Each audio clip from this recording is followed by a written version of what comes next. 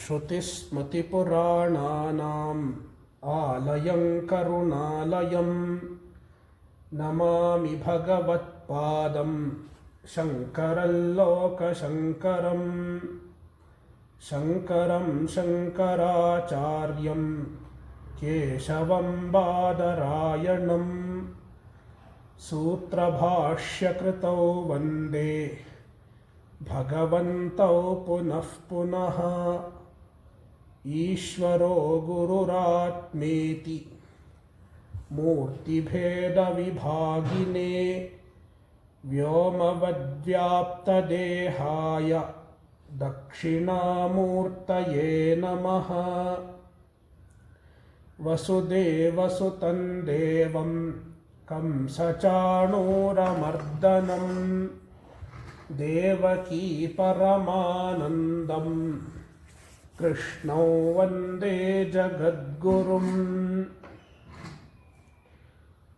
ॐ पार्थाय प्रतिबोधितां भगवता नारायणेन स्वयं व्यासेन ग्रथितां पुराणमुनिना मध्ये महाभारतम् अद्वैतामृतवर्षिणीं भगवतीम् अष्टादशाध्यायिनीम् अम्ब त्वामनुसन्दधामि भगवद्गीते भवद्वेषिणीम्।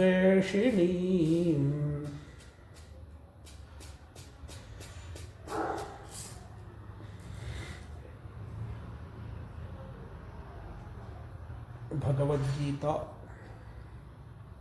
Adhyaya 13 Shloka 24 Dhyanenatmani pashyanti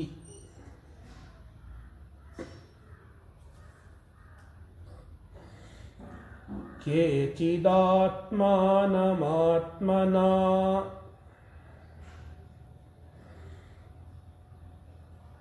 अन्ये सांख्येन योगेन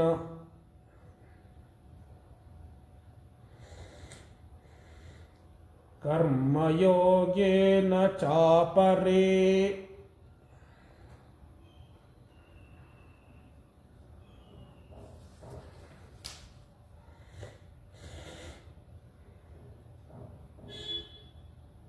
The knower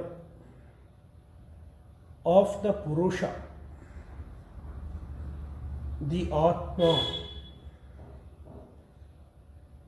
is free from samsara.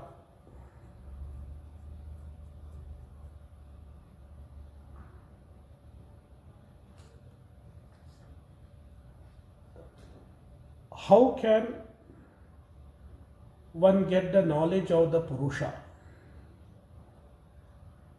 How can one get the knowledge of the Atma? What is the sadhana?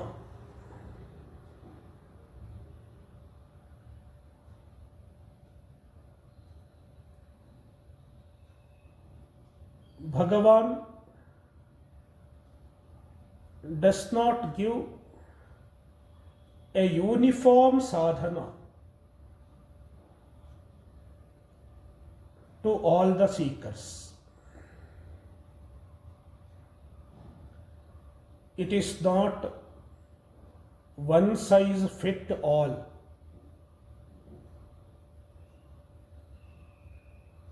The type of sadhana depends on the qualification of the seeker.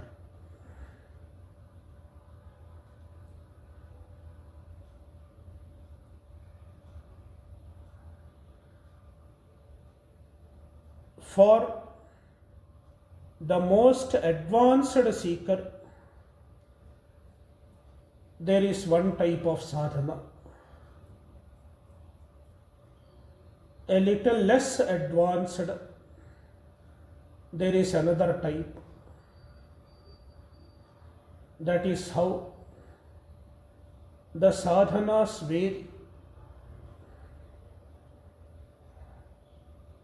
It is like the school. A child wants to go to school.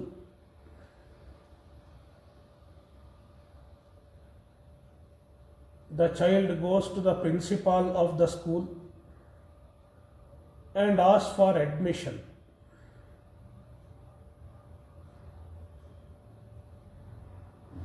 I am just imagining, because generally the child does not go itself nowadays. Earlier it used to happen. The children would go themselves and seek admission in the school. Perhaps some of you might have done that. Is it so? Anybody? No. Parents gave. See, there is one guess at least. Janaki Ram.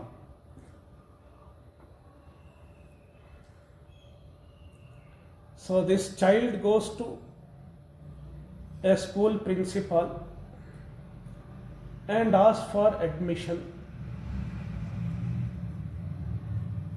Then the school principal asks the child, the student, which class, which standard you are seeking admission. Then the child asks, which is the highest standard? The principal says 12th. 12th is the highest standard. Then the child says, then give me admission to that class. 12th standard. Is it possible? It is not possible. Because the principal has to give admission to the child based on the student's qualification, how far the student has prepared himself or herself. Based on that, only then the student can progress in the studies. If the student is qualified to join second standard, but gets admission in 12th standard, what will happen? The student cannot understand anything. 1 year will be wasted. Same thing can happen in the spiritual pursuit also, in the pursuit of moksha also. If somebody is ready for Karma-yoga, a seeker of moksha is ready for Karma-yoga,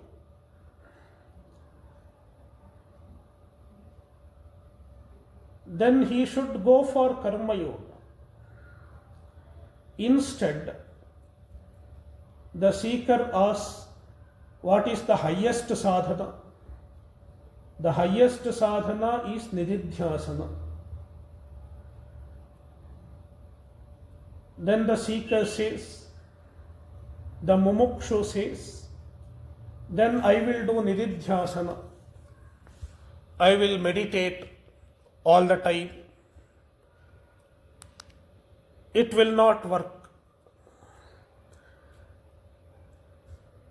The student has given up the sadhana suitable for him or her. Instead, taken to a sadhana which he or she is not qualified for. In that case, the seeker will be wasting his or her time and effort. That is why one should choose the sadhana according to one's own readiness. Instead of looking at the highest type of sadhana, I will go for the highest type of sadhana. One should not think so always. I will choose the sadhana for which I am ready. This should be the attitude of a seeker. Now, Bhagavan is introducing the sadhanas step by step. First of all, he addresses the most advanced seeker. The most advanced seeker is a mumukshu who has taken to the Atmajnana, taken to the pursuit of Atmajnana. He has done adequate Shravana and Manana.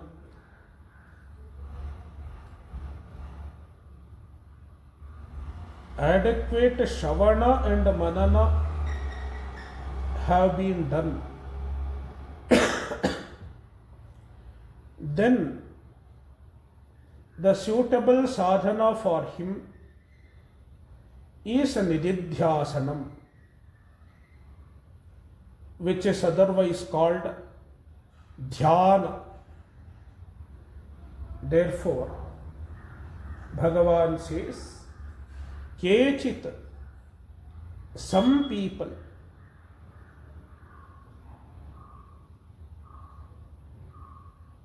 some mumukshus who have already gone through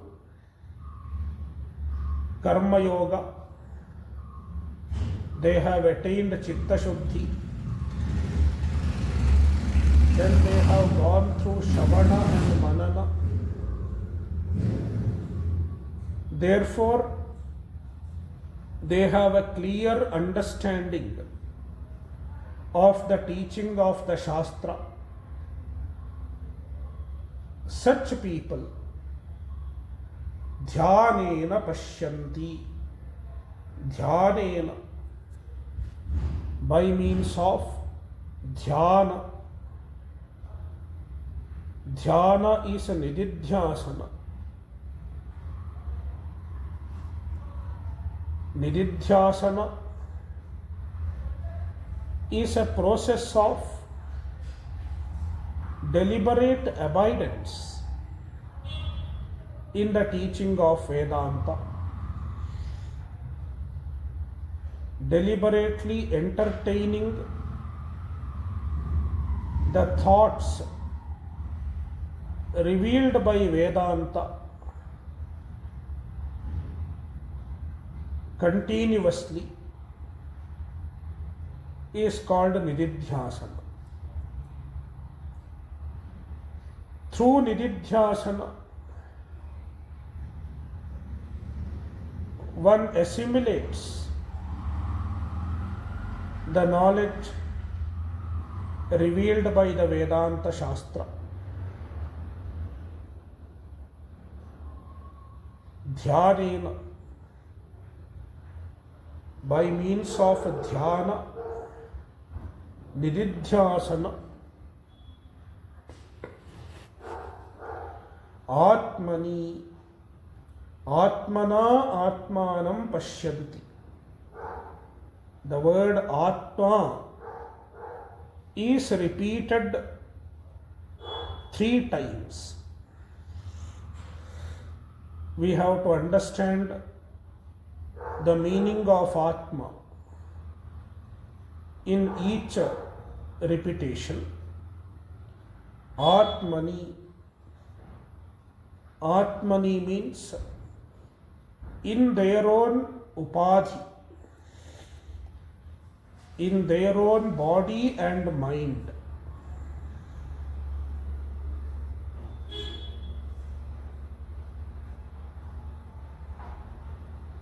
Atmana. Antahkaranena. This Atma refers to Antahkarana, the mind. Atmanam refers to the Atma, the regular Atma, the self, Satchidananda, who is referred to as Purusha in this chapter.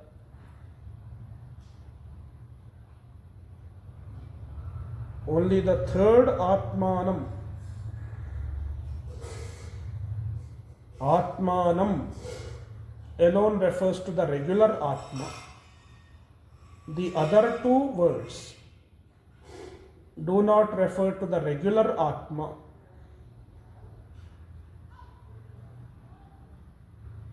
Atmana Atmanam Pashyanti.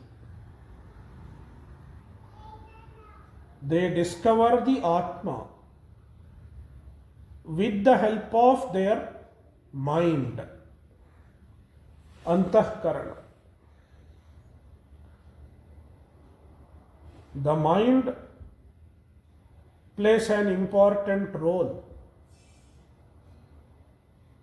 in understanding the Atma. First of all, the mind has to be purified.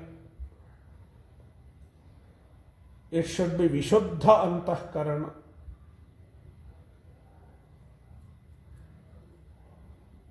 And then, with the help of the Guru, with the help of the Shastra,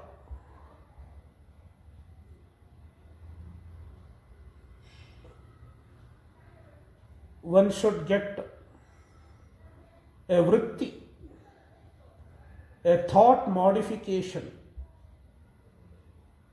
in the mind. Even the vritti occurs in the mind. Brahmajnana is a vritti, a thought modification which happens in the mind. That is why mind plays an important role. Therefore, Bhagavan says, Atmana, through the mind, with the help of the mind, Atmanam Pashyanti. They get the knowledge of the Atma. They abide in the vision of the Atma.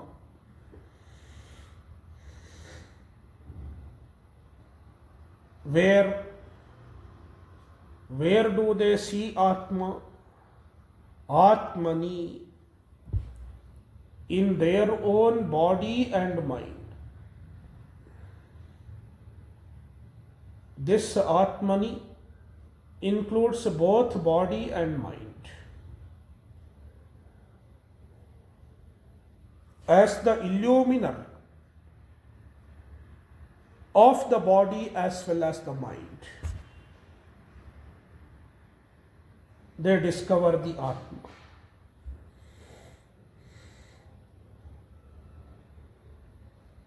This is one sadhana given to the highest level of mumukshus who have already gone through the following steps of sadhana.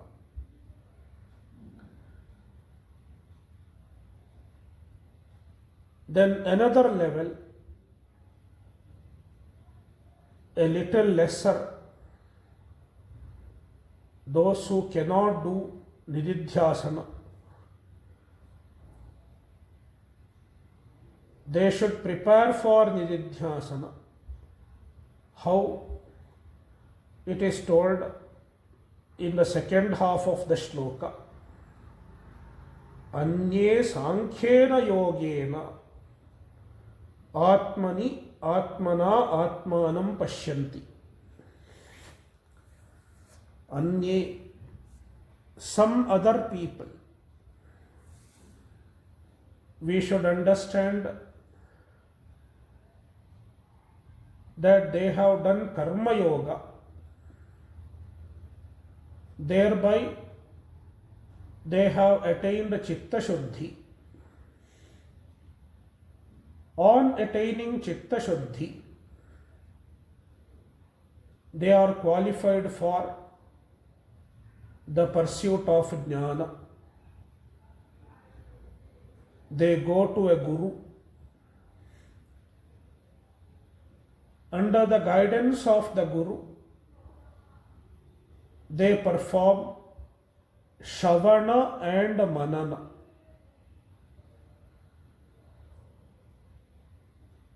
Sankhya yogena, Sankhya-yoga. Sankhya-yoga literally means a jnana yoga. The word Sankhya-yoga is used in Bhagavadgita in the same sense as jnana yoga. In this context, it refers to Shravana and Manana.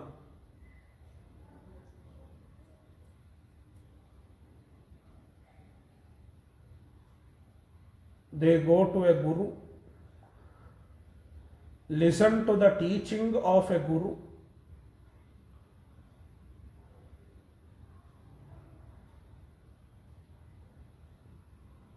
and thereby they ascertain the purport of the Vedanta Shastra. Ascertaining the purport of Vedanta Shastra is called Shravana. Ashesha Vedantanam Advitiye Brahmani Tatparyavadharanam Shravanam. Shravana is to ascertain the purport of Vedanta. Vedanta teaches Jiva Brahma Aikya. Ascertaining this idea is called Shravana.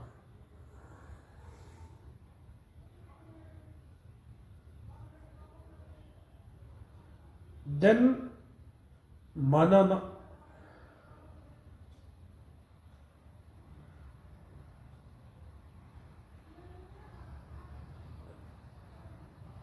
Using proper logics, with the help of proper logics, one ascertains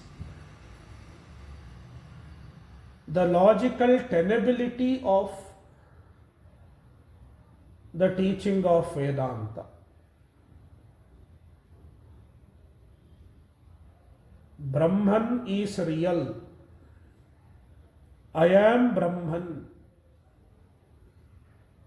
I am not the body. These facts, which are revealed by the Vedanta Shastra,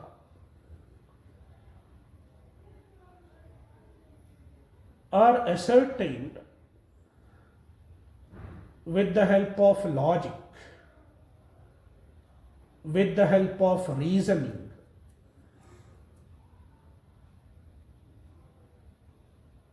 All these are logically tenable.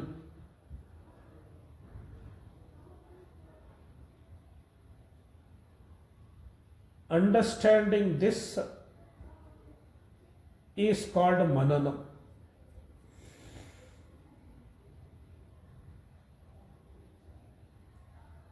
Understanding the logical tenability of the teaching of Vedanta Shastra is manana.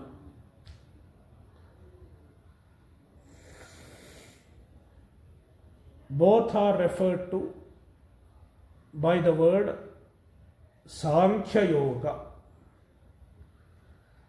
Anye Sankhyena yogena pashyanti. Other people, another type of people,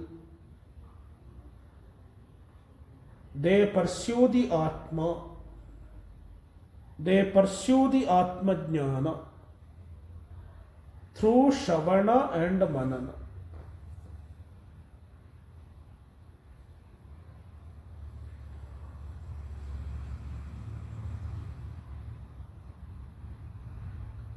Then there is another level. They are not even ready for Shravana and Manana.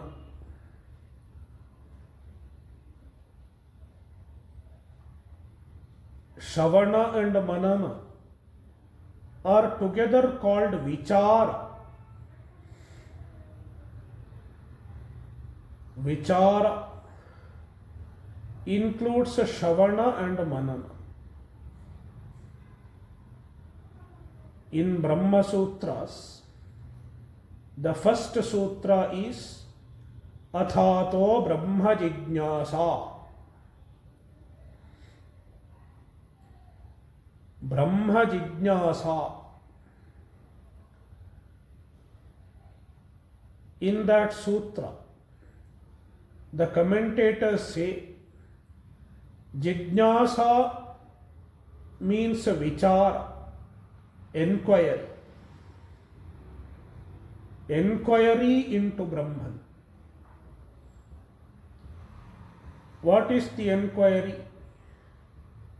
Enquiry is in the form of Shravana and Manana. Therefore, both Shravana and Manana are vichara, enquiry.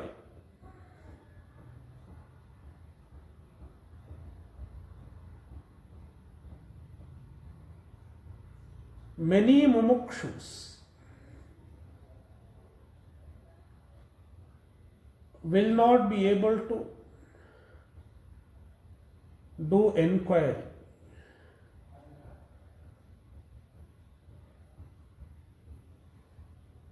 The mind does not focus.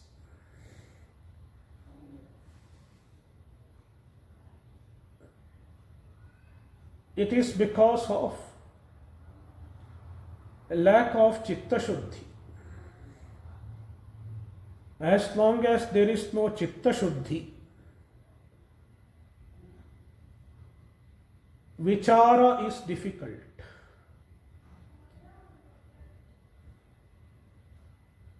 One may be otherwise intelligent. If you ask him to study mathematics, he will study. If you ask him to study physics, he may study. But if you ask the same person to do Vedanta Vichara, he will not be able to do.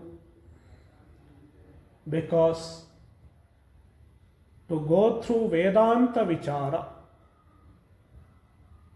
one should have Chitta Shuddhi. Only then the mind gets drawn towards Vedanta Vichara.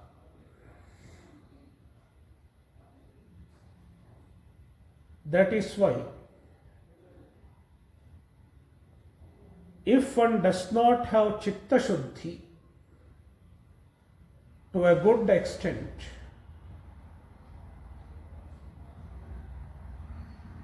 he is not ready for Shravana and Manana. then what should he do? Bhagavan says, karma yogena chapare cha apare. Apare, some other people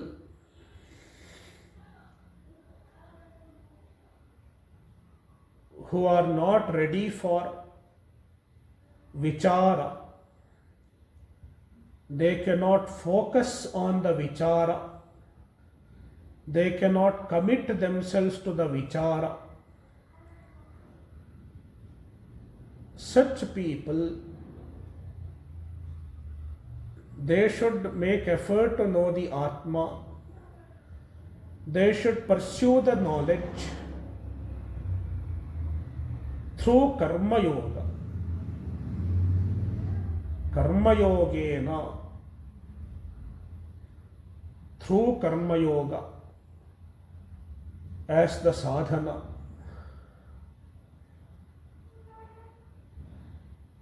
This mumukshu, this seeker, he understands, I am not yet ready for vichara. I am not able to do Shravana and Manana for a very long time, committing myself completely to Shravana and Manana. Therefore, the sadhana prescribed for me is Karma Yoga. Let me do the karma,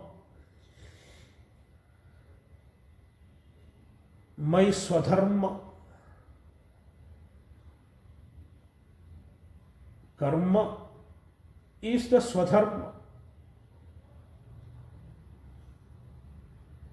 All the actions that I am supposed to do are my swadharma. Let me do swadharma with the Ishwararpana buddhi as an offering to Ishvara.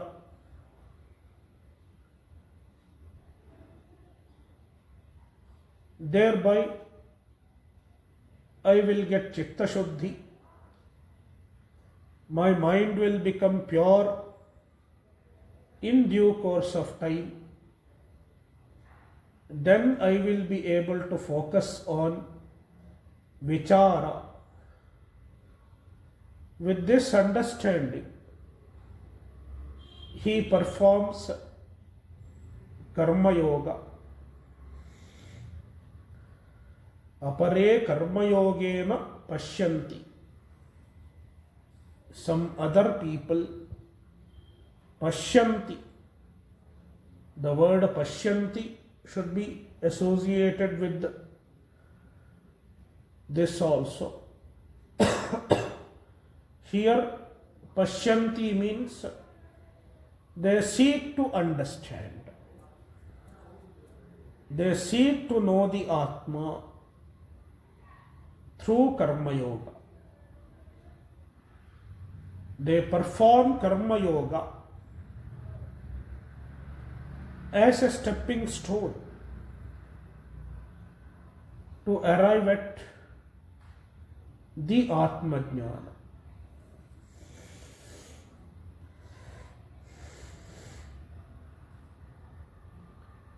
Shloka 25. Anye tvevamajanantaha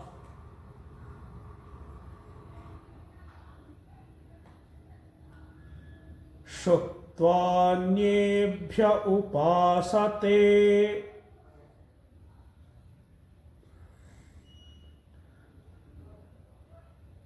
tepi chatitarantyeva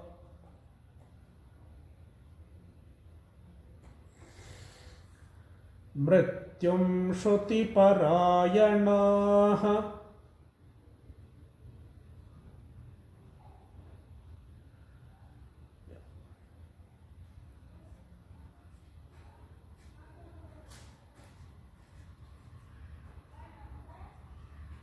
even to perform karma yoga,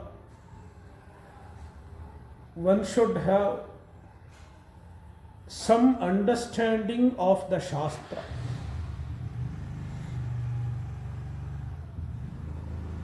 First of all, one should know one's own Swadharma. What are my Swadharma? Swadharma includes certain types of yajna,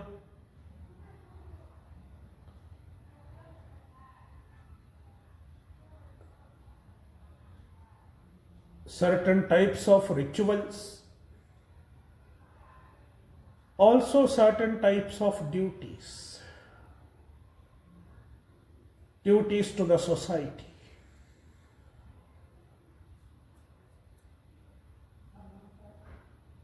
Therefore, first of all, one should understand one's Swadharma properly. It requires some study of the Shastra, some exposure to the study of the Shastra, and then one should have proper attitude, Ishwararpana buddhi, etc. What should be the attitude of a karma yogi? Even this requires some amount of teaching. Someone has to teach. You should have this attitude. Like in Bhagavadgita, it is taught in chapter 2, in chapter 3. The attitude of a karma yogi are taught.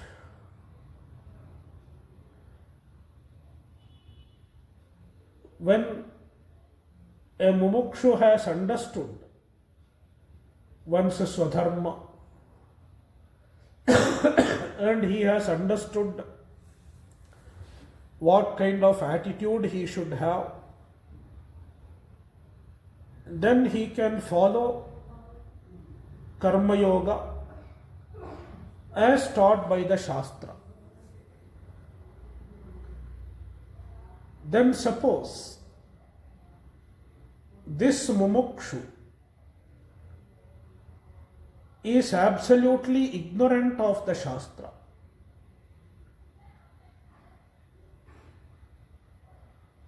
He is a mumukshu.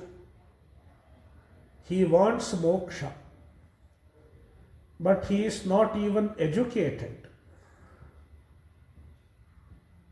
Not even educated enough to understand even the basic teaching of the Shastra.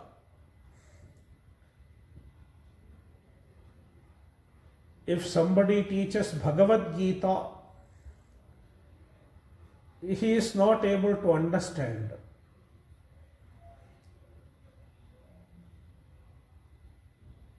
What about that kind of a person? An illiterate person.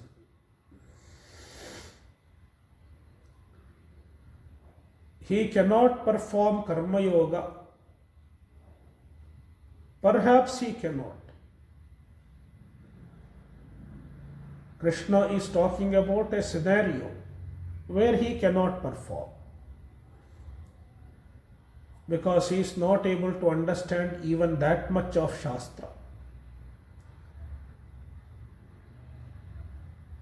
Then Bhagavan says, even for such people, there is a way out.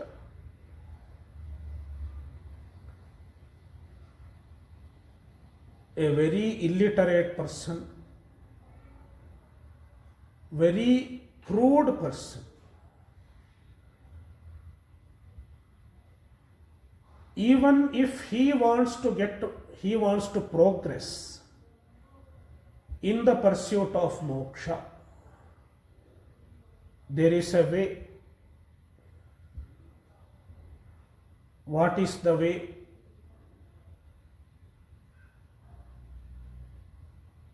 They have to find some spiritually oriented individual as their guru. They may find some guru around and take an instruction from the guru. The guru may give some simple instruction, like you perform Rama Japa, just chant Rama, as in the case of Valmiki. Valmiki was a dacoit named Ratnakara, a very unrefined individual. He was robbing the people who were traveling in the forest. Then on one occasion, there were some rishis.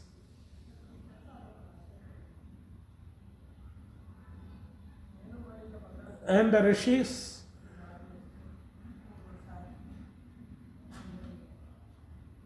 asked this Ratnakar, you are doing papa. In order to take care of your wife, children, father, mother, all those people. They are taking share of your money. The money you steal, the money you rob is shared with those people. You go and ask them, are they sharing your papa also? Are they accepting your papa also? Then Ratnakara goes and asks each one, wife, father, mother. He asked, do you accept my papa along with the money, along with the wealth? None of them said yes. Everybody said, no, papa belongs to you. We won't accept the papa. Then it was the moment of transformation for Ratnakara. Then he says, I want to leave this work and I want to progress.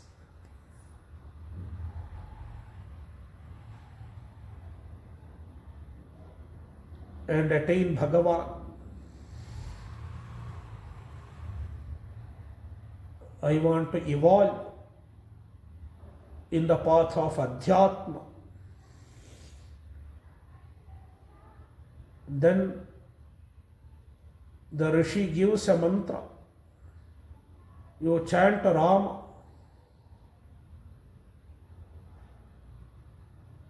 Just chant Rama with the Shraddha. Then you will evolve. According to some story, Ratnakara could not even chant Rama. Then they said, if you cannot chant Rama, you chant Mara. Mara will become Ram as you repeat. Mara, Mara, Mara, Mara, Mara, Mara. It becomes Rama.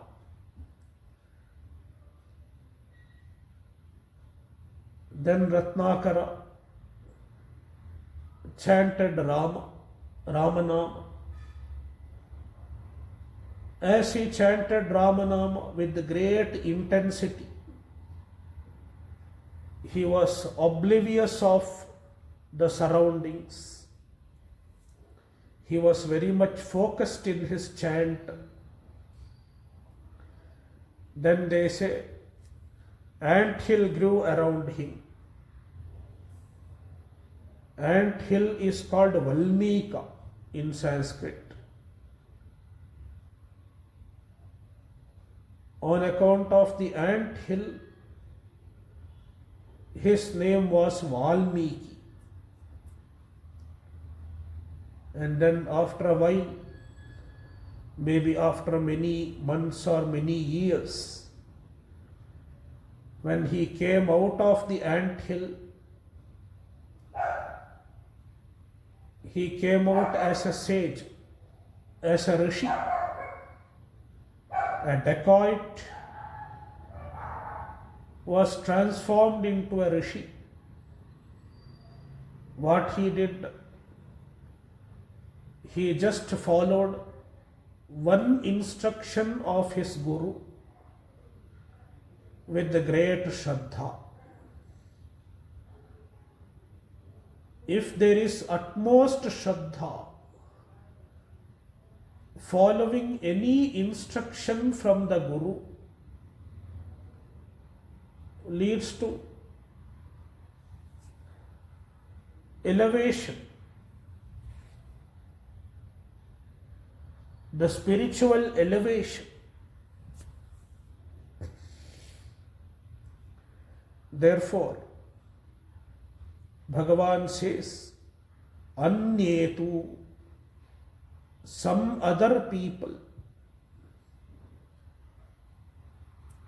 evam ajanantaha,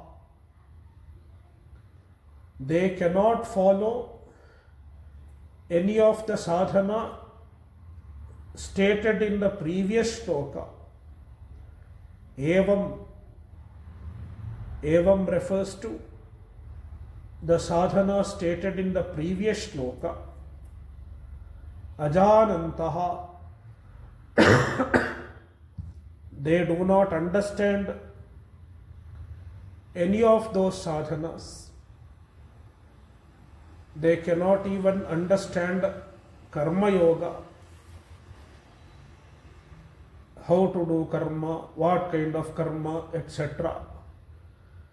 They are not able to understand. Then what do they do? Anyebhyaha shrutva.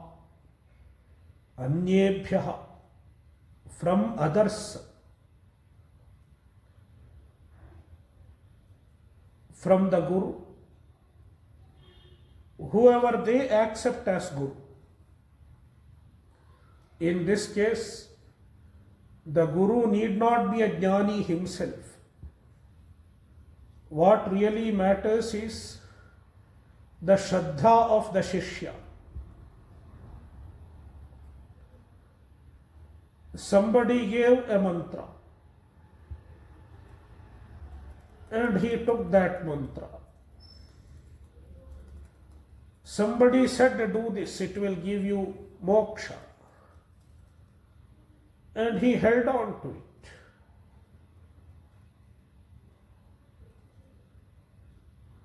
That is enough. It will lead to the spiritual progress. Ajanantaha, anyebhyaha shrutva. Shrutva, hearing from others, hearing some instruction from others, from a guru figure, from a guru personality.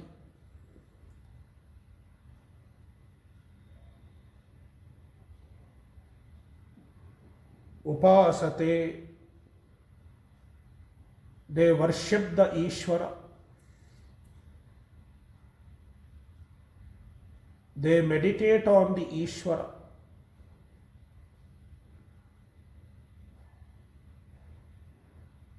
They serve the Ishvara. They relate to the Ishvara somehow in their own way.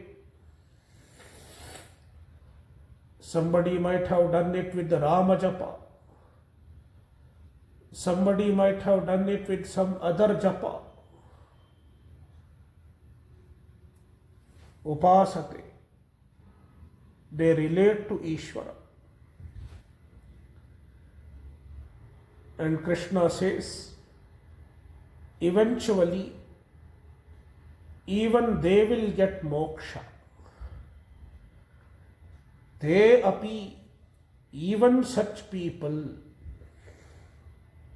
Shruti Parayanaha, they are committed to what they have heard from their Guru. Shruti Parayanaha.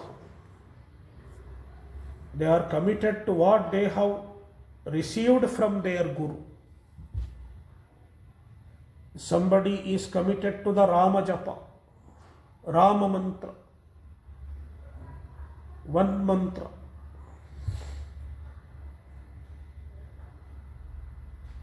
And he repeats it with the great Shraddha.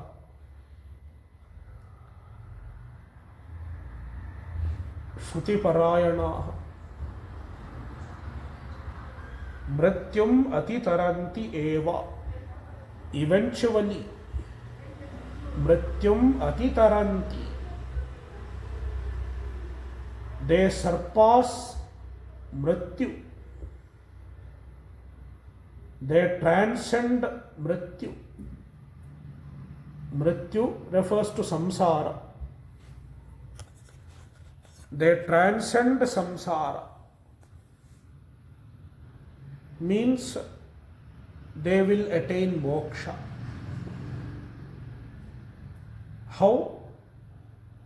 Of course, even they will have to ultimately go for Vedanta Vakya. A guru has to finally give them Atma Jnana, teach the Atma Tattva, and then they will get Atma Jnana and thereby moksha. Commitment to what they have heard will lead to Chitta Shuddhi. Like Valmiki did Rama Japa, it gave Chitta Shuddhi. That is how he became sage, Rishi. Later on, he might have received Brahma Vidya from some other guru, which we don't know.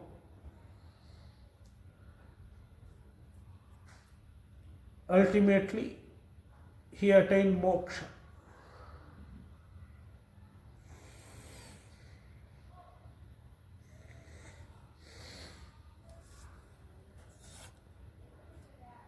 Om Purnamadah Purnamidam Purnat Purnamudachyate Purnasya Purnamadaya Purnameva Vashishyate. Om Shanti Shanti Shanti. Harihi Om Shri Gurubhyo Namaha. Harihi Om.